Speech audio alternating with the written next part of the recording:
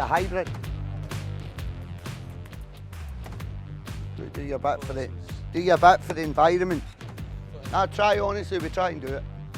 It's something we probably need to try and do as a club. Bring the charging stations in.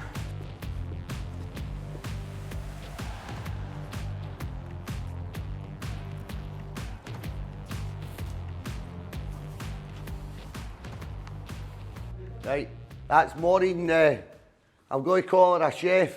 She'll be delighted at that. Hi. This is Karen, the office manager. Hello. She's looking a wee bit flustered now. So, this is, you'll see the team throughout the day. I'll introduce you to everybody as and when. But Trisha's on holiday, so Karen's I'm on my own. she's on her own today, so she's got quite a bit. She's got quite a bit. Right, cheers, Karen.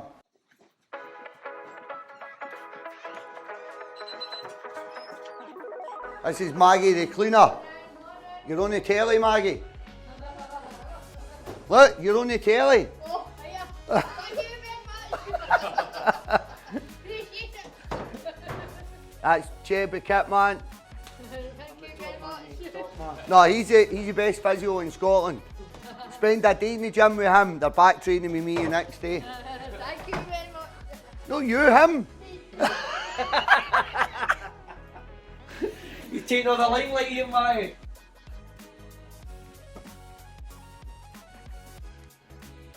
So it's just into the office. The staff will start arriving in the office around 8:30. That's basically about the size it'll come in.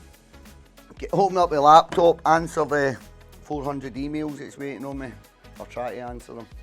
And then when the staff start coming in, we'll be in here at 9 o'clock for a staff meeting. And then that just kicks off your day from a footballing perspective. Physio, Christoph Berra, big stretch sits there, goalie coach. Physio, Andy McKenzie, we Colette Muller, she's a full-time masseuse. And then we built this a couple of years ago. So see Karen that you've seen at reception, her husband's a joiner, so me and Kevin kind of built this, and the two maintenance guys painted it and all, plastered and all that for us. So, well, my background's construction, so aye. So in here you've got Ewan, Gary Dempsey's strength and conditioning coach, Gary who sits there. Ewan's the first team analyst, but see, to be fair, everybody does 3 or 4 different jobs. Rogers muck in. Bolt wee Cheb, you just seen your kit man, he's now got his own kit room. I don't think he likes being clean, I think he just likes pulling bits of paper out his bag. This was all, I'll show you. So in here, we built first team, you use it, this was doubles up as the analyst room and obviously media room on a Saturday.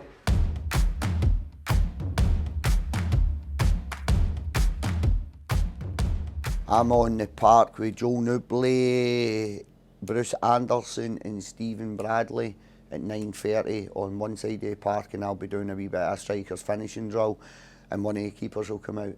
So what we try to do is I don't like the boys staying in the park after training because that eats into their recovery in terms of they need to get in and get their protein in to repair the muscles. They need to get in and get their ice bath and massage, which helps their recovery, stops the lactic acid in terms of the ice bath. So we get their protein, hydration, lunch, ice bath and massage into them before they go into their afternoon session in the gym. So if we're doing any extras, the boys come in the morning, so it's always 9:30 on the park if we're doing individual stuff. Christoph will maybe take a couple of defenders a Monday, Tuesday or a Thursday, just sporadically we change it up and we mix it up. He'll maybe go and do a wee bit with the defenders that he thinks he needs a wee bit of work. Stretch will do a wee bit with the keepers. Neely will take a couple of players now and again, I'll take a couple of players. So we try and spend, although we do a lot of coaching and group coaching, we try and spend a lot of time individual coaching also to get the finer detail over, because when you're coaching on the park there's a lot of generic information. It doesn't always suit everyone, so we try and get as much information into players throughout the coaching week, throughout the working week, on an individual and a group basis. You get a scout report, so every week I'll get a scout report on the opposition. This is the relevant parts, it's just a bit of a scout report, but it's a lot bigger than this, right? And this is from the opponent's last 3 games. I then do set pieces, so individual set pieces come in on the Monday.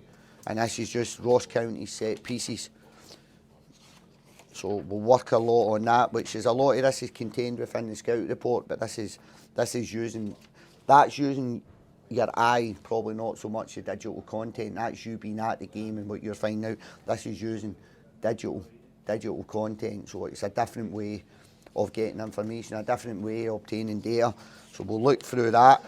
We spoke about that in great depth yesterday. So the terms, the points that come out of that in terms of their set plays, we'll work a wee bit on that today, so that when we're going into the game, it's not the boys only going into it blind, they've got all that information. And then I do a stats bomb report on, again, Ross County. So all this then goes into your training week. So this comes to me on a Sunday, Monday morning. We'll sit and talk about it as staff, how we're going to approach the training week with all the relevant information. But how do I transfer this relevant information into the players' heads? You've got to do that through coaching. How do we do that? Visual.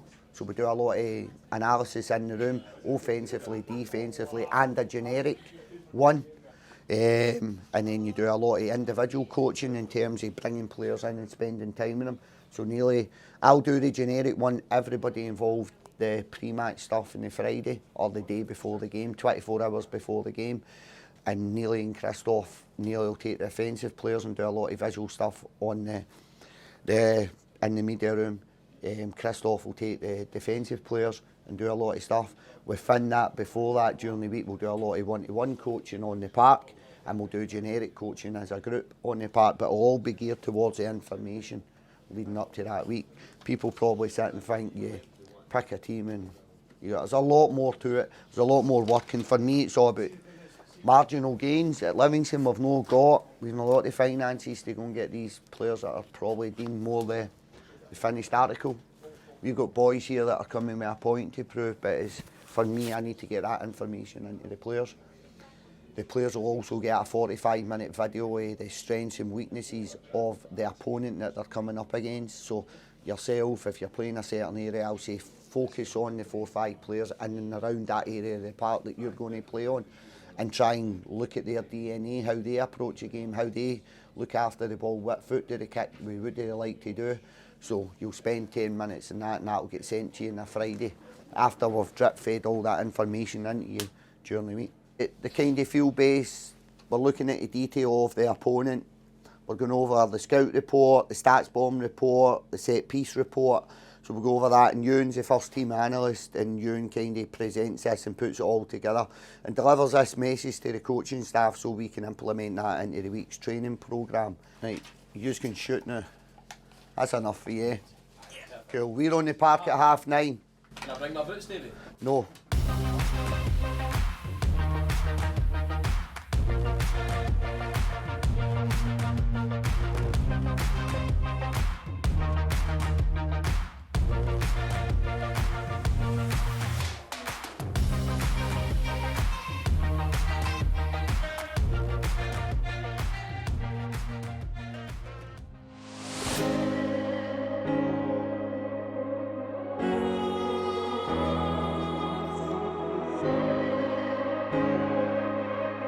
You've got to work hard. I don't care who you are, what walk of life you are. When you cross that white line, you've got to work hard. If you don't put the hard yards in, you're not going to get the results. We're up here. Grab a couple of balls you down there, and I'll go and set a wee couple of drills up, right? Oh, he's done magnificent! Magnificent! I can't get that.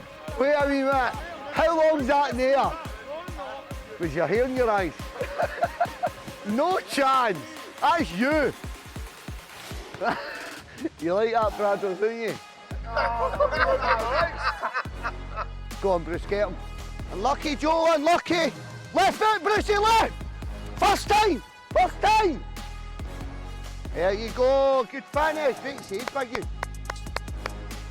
He clawed that for the top bin. Go, look after it, look after it. Slides out, Bradley, run, to it. Ah, it's a good finish, son. I say to the boys all the time, don't moan about the results. Don't moan about the results you don't get when you've not put the hard yards in. So there's that, but then you've got to then, that's not just about football.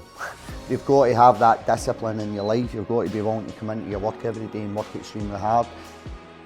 Holy, what you doing with my cone? A wee bit intensity, drop off again.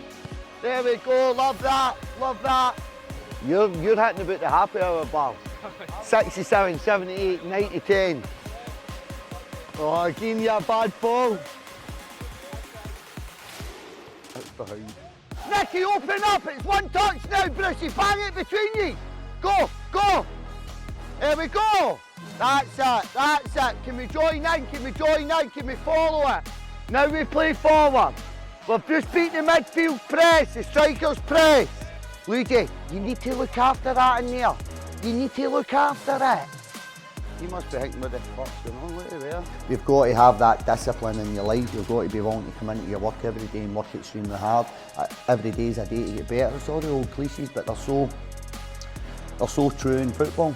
But within that, I think we're a very modern club in our approach to how we approach a game of football in terms of the data analysis, the coaching and the information we give the players on a daily basis.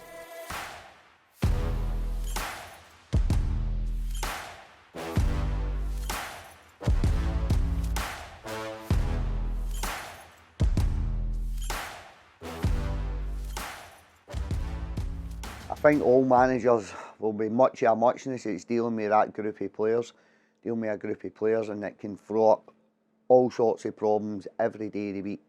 You're a social worker, you're a father, you're a coach, you're a friend, so there's a lot of different various problems, but I'm no different from any other football manager in that respect in terms of the problems that football can throw up. The other managers know so much, like we all speak to one another, but not really got a lot of dealings with one another out. In fact, it's very, very difficult to harvest the relationships, your competitors.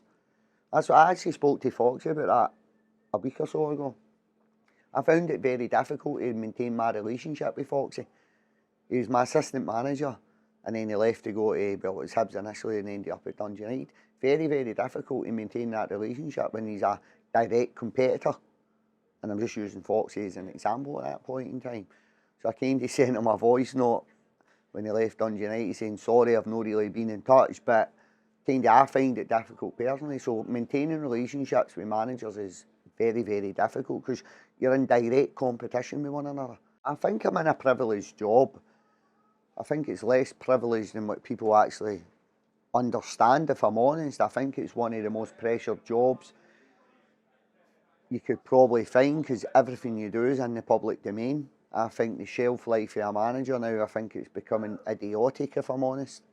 I think the way football's going at some clubs, it's becoming a little bit embarrassing. People are in for 12 games and then they're getting sacked, but managers, chief executives and chairmen remain at clubs but keep making bad decisions, but it's the managers that get sacked. So I think you're in a highly volatile market. You're working within a highly volatile, pressurised environment, so it is a difficult job.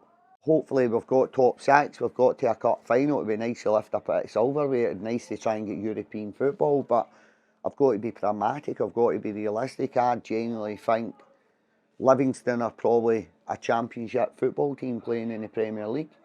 So staying in the Premier League every year's got to be the ultimate objective. That's got to be it. I'll probably never apply for a job outside of Livingston, but if the phone goes or John Ward or Robert were to say to me, look, we've got a phone call, this has happened, I would definitely, it's not something, I've got ambitions. I'd love to coach in England, I'd love to coach.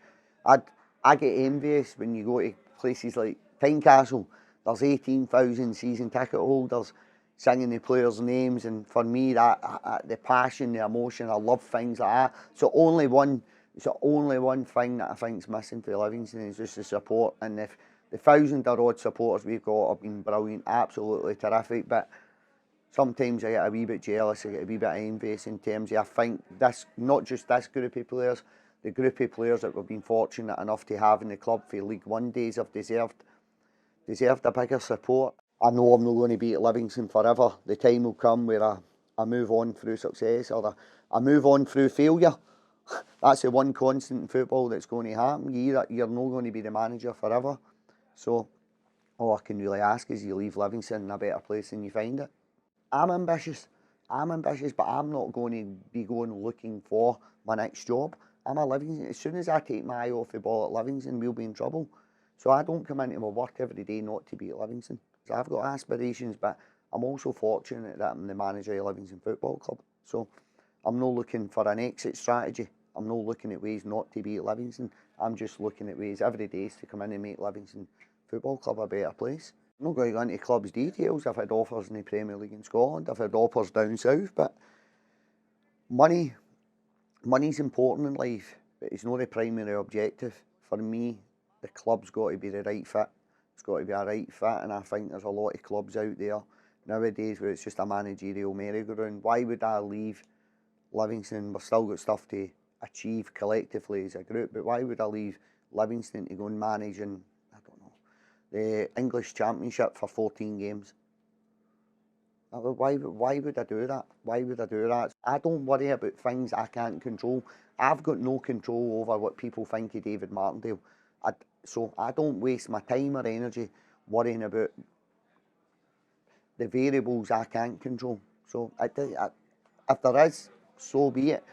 I've got a bigger wall to climb than most people. I made that wall. I've not got a problem climbing that wall. I've got more hurdles to jump over. But you know what? I've not got a problem with that. I genuinely have not got a problem with that. I remember when I got the job, I said, I'm not asking for forgiveness of people, I'm asking for acceptance. And do you know what? I think I got acceptance. I got acceptance from the majority of Scottish football in terms of chief executive, chairman of other clubs, managers of other clubs, fans of other clubs, and players of other clubs. So I think I got that. I think that's what I asked when I first came into the manager's job, for acceptance, no forgiveness. So if the forgiveness is not there, I've not got a problem with that, but I think I've been accepted into Scottish football. And that's all I can really ask. I think you're quickly forgotten in football. I'm telling you. I think somebody else comes in. It's a machine. It just never stops and it constantly goes. And it doesn't matter. I don't think you leave any legacy. I think in a week's time, if David Martindale's not sitting in this seat and it's somebody else, I think you're quickly forgotten in football. And I just think that's football as a whole.